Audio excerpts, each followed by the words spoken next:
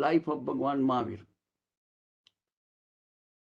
In mother's womb, he took a vow not to renounce the world while parents are alive. That's a very key point in the Mahavir respected their parents to that extent that he did not want to do anything that will hurt.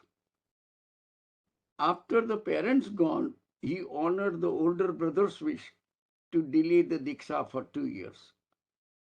And during the 2 years, what he did, he gathered all his assets and do Varshidan. Means he used the whole entire year to distribute his assets to the poor. Not like what we do when we take the Diksha, on one day we blow our asset. Okay, the Diksharthi person, okay? That's not the thing. But he used it properly, all his asset, to distribute those who need it. He gave them. All right. Then Varsidan, like he donated his asset 1 year for needy people. Diksha, he self-initiated himself and renounced the world with one piece of the material given by Indra. Look at the next bullet. He donated half of that piece of the material to a poor person while he approached him and begged for some donation after his diksha and renunciation. So this is a very key point here is Bhagwan Mahavir donated, because he is the one who donated after taking diksha. In current tradition, after taking diksha, no monks will do any donation, period, even if they have it. Okay. In this case, the Indra gave him these expensive piece of cloth. But when it was given to him and Bhagwan Mahavir had it, he still donates that one from after Diksha. That is like only first and the last incidents what we see it here. Okay. Later on, other half of the material fell through from his shoulder and he did not even pick it up. He says, I think it is the close destination is that one, and he just kept going. And since then, he did not have any clothes. Next, after Diksha of his sadhana, after Diksha for his sadhana, he chose very lonely places in the jungle, outskirts of the village, and he spent many nights in these 12.5 years at the different Dev-Devi temples of Hindus. Now you can imagine the person spent out of 12.5 years, almost all time, in the different Dev-Devi temples at the different outskirts of the villages, because the Hindu temples are always at the bank of the river, generally, majority of them. Okay, at the bank of the river or something, that's where they do. And there was no Jain temple or there was no place where Bhagwan Mahavir stayed. But Bhagwan Mahavir stayed in the Hindu temple of Hindu Dev Devi's temple. That's what you see it in the India all over the place. There is nothing like the Jain things existed even at that time. During the meditation, when he felt that body needs some food, he went for gochari and ate only one little healthy food, which was conducive to his sadhana and meditation. That is the another thing. What Bhagwan Mahavir took, that is explained in Acharang Sutra. Okay, what kind of the food generally they get it during the gochari, and that food is like no tasty food. Keep in mind that one. No taste food, Acharang Sutra clearly explains those things. Okay? These are the kind of the food monks should eat that will not make you drowsy. Every time you eat any sweet things, that makes you drowsy, because all the no, milk and dairy product, that's where the sweet is being made, all right? And when you eat those things, it makes you drowsy. If you have a samyaktva, it will be gone, because you are not yourself. Awareness point of view, you are not. Okay, you should eat the food such that you can do meditation. And after the full stomach, you cannot do it. So don't even eat full stomach. Keep your stomach unodari, less than what generally they say is whatever your hunger is, only eat 80%. It's a thumb rule, nothing else. Okay, you can eat less, you can eat, and eat only like tasteless healthy food. Okay, means no cooked food, period, in that sense. Okay, so you have to use your own wisdom and own judgment. Is my drowsiness arises after I eat? Then that food is, that quantity or particular food, you got to look into it and change it. That's the kind of the things they say. And during the sadhana period of 12.5 years, 340 times, average 1 meal every 13 days. We talk about that. Again, he attained Kevalgyan in a yoga posture known as Godohan position or milking of a cow position. See, Bhagwan Mahavir used different yoga posture for meditation. And when you are doing for meditation, the thumb rule is you got to stay at one place at least 3 hours without any movement and without any pain occurring to you. Without any pain, without any movement. That's why you make sure you tune your body properly so that you can do meditation.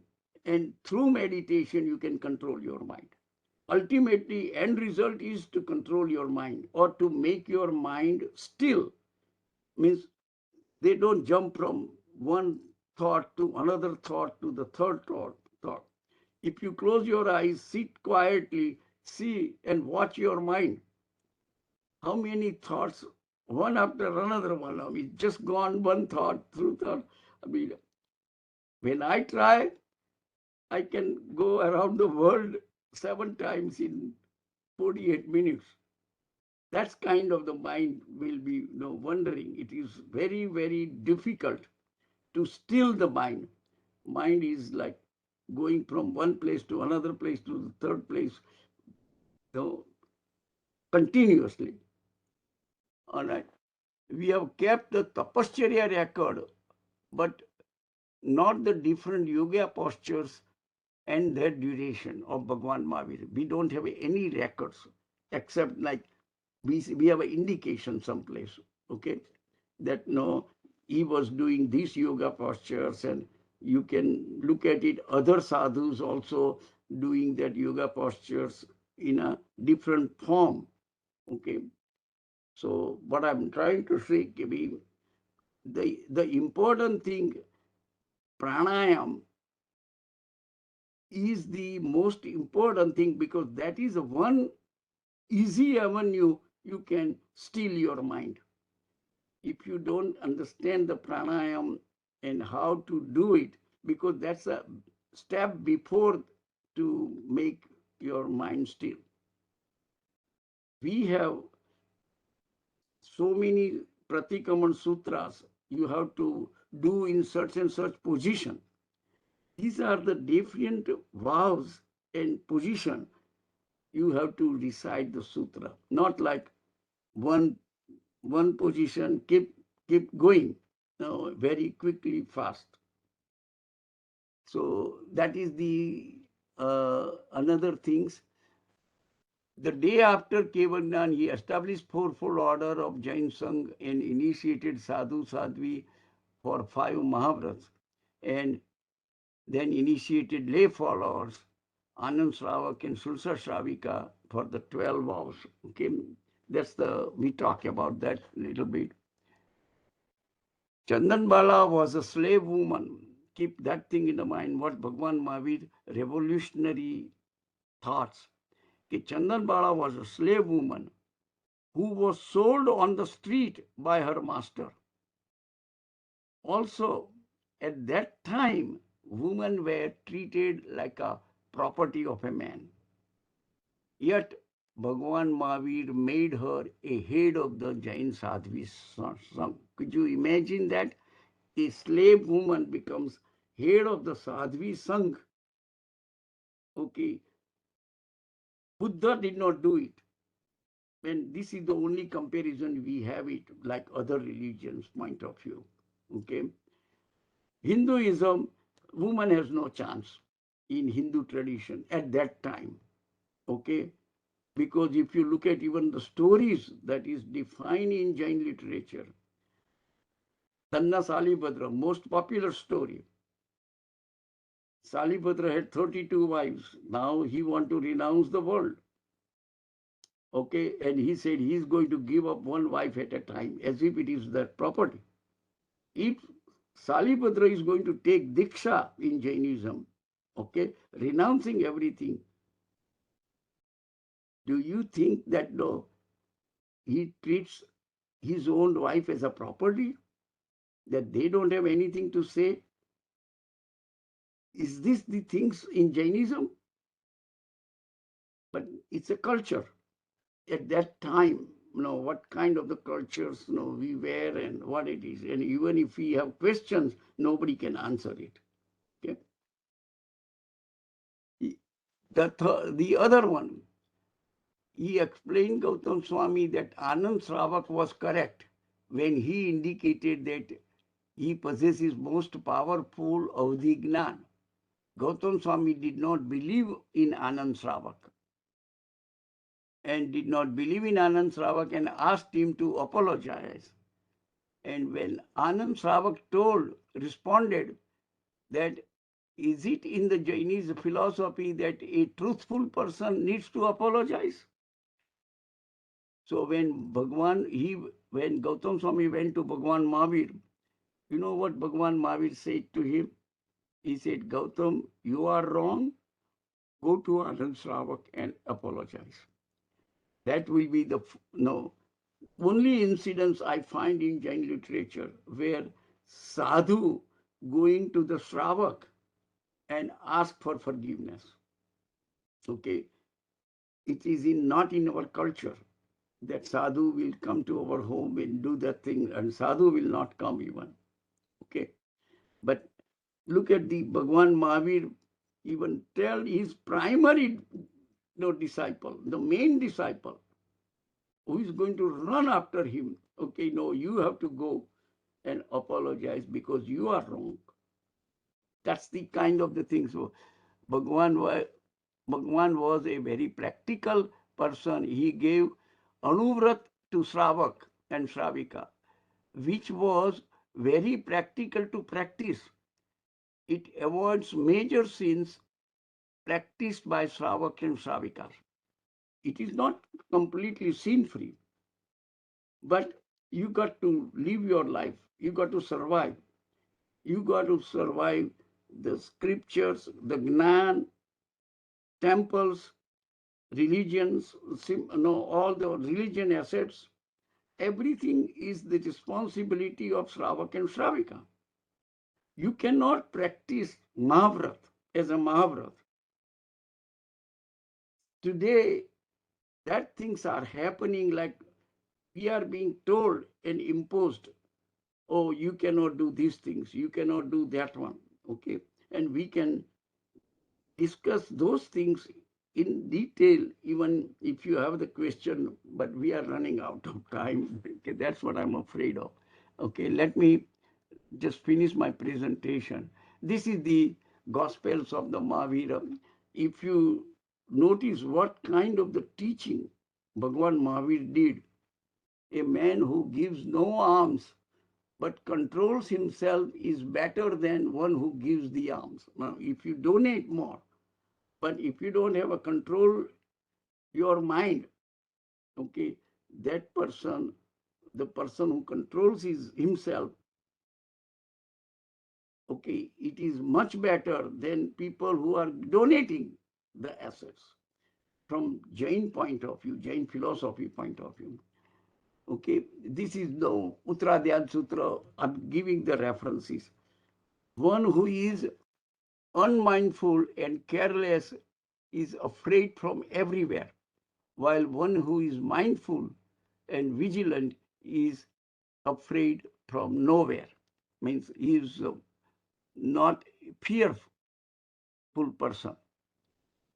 True war, a man who conquers nobody but himself is the greater victor than one who conquers thousands and thousands of valiant enemies.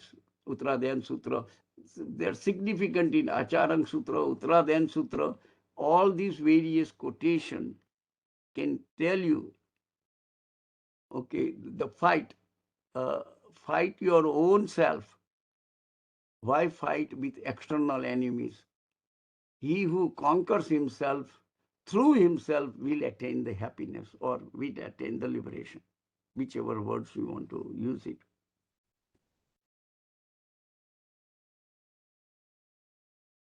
To Brahman, Bhagavan Mahavir defines, if you read Kalpa Sutra, Brahman, the definition of true Brahman, he who is not defiled by craving for sensual pleasures, as a lotus growing in the water is not wetted by it.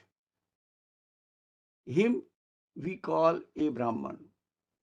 This is like a example, similarity of lotus. Lotus flower, no, in the mud it grows, but is not touched by the mud. Okay, you have to be like that. That is the true Brahman. He who is free from attachment, aversions, and fear, as a result of who shines forth like burnished gold purified in fire, him we call it Brahman. So you can just go through the presentation, read the quotations I give you. That's why where it is taken from. And I like to, my time is up, I like to conclude here. Okay. And the Sejal will send the presentation to everybody.